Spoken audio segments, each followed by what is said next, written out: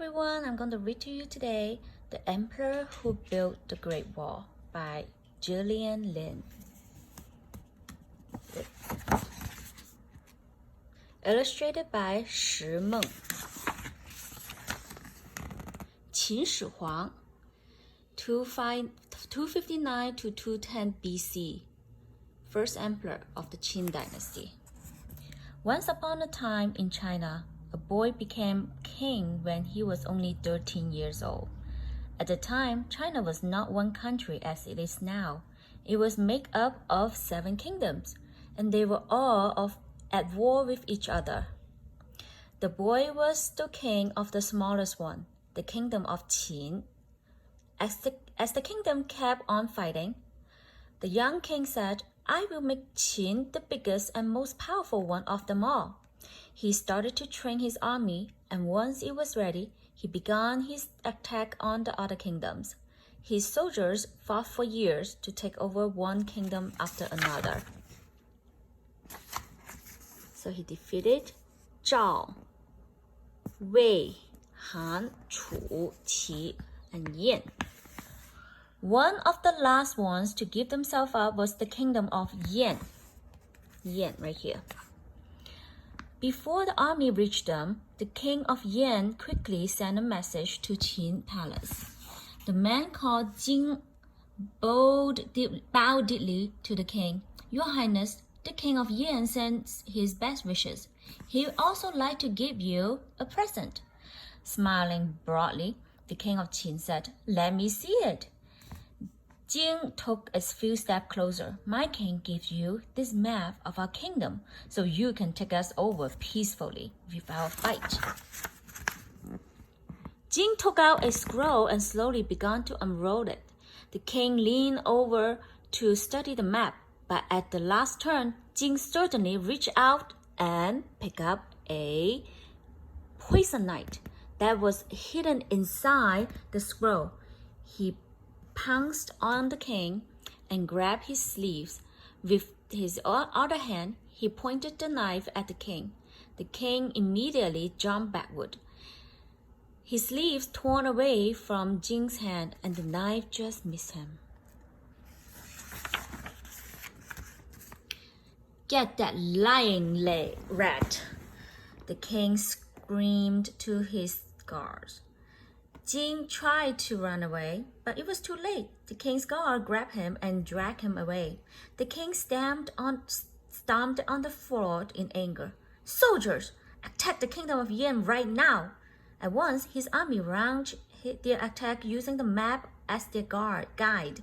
The kingdom of Yan was taken by surprise and quickly gave up against the king's powerful army. Soon, the rest of the kingdoms followed.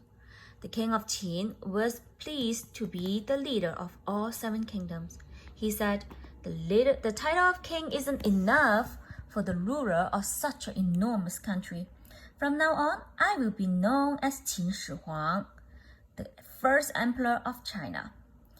As the emperor, Qin was very powerful, but he had to make sure no one could take his power away. He ordered all weapons to melt down and turn into giant statues and bells. Only his own army was allowed to carry weapons. He also ordered for all books to be burned that were written before he became emperor. "Anyone who breaks the law or disagrees with me," he said, "will be punished." Many people who refused to do what he had ordered were hurt or lost their lives. But even though Qin could be mean and cruel, the emperor also did a lot of good. Before China was one country, each kingdom had their own money and system of writing. Now, Qin ordered everyone in China to write the same Chinese characters and use the same round coins with a square hole in the middle. So those are the ancient money, what they look like.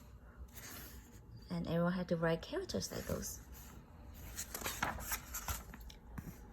He also built new roads and rivers to make it easier for people to buy and sell goods and move around the country faster. This helped bring the people from the different kingdoms together and make them feel a part of the new big China. One day, the emperor advisor came running in with some bad news. Your Majesty, wild people from the north kept on attacking us. What should we do?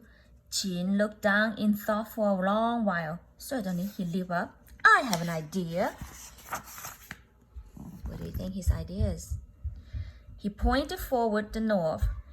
Get as many strong men as you can get. I am going to build a long wall to keep us safe. Qin got hundreds of thousands of people to work on the wall, which we now know as Great Wall of China. The men worked all day long in the burning heat and the bitter cold, with little to eat and drink. More than 1 million people died building it. So the Great Wall of China was sometimes called the longest cemetery on earth. Over the years, Qin has become terrified of dying. At the time, people believed that when they died, they could begin another life called the afterlife. And that is why Qin started building a massive underground tomb for himself. He filled it with things to use in the afterlife, including a palace, an army of clay soldiers, and all kinds of valuable objects and servants, and even a zoo.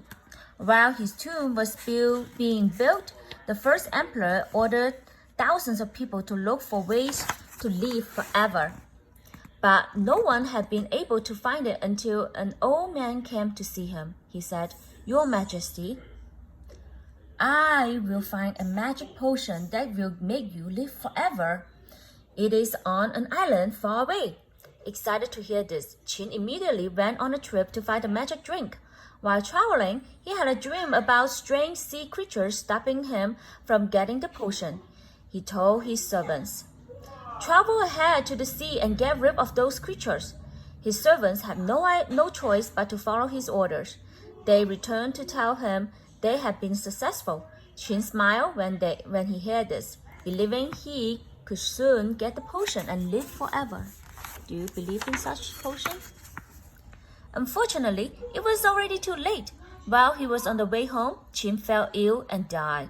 Clearly, not even a powerful emperor like Qin could escape death. Nevertheless, the first emperor had found a way to live forever.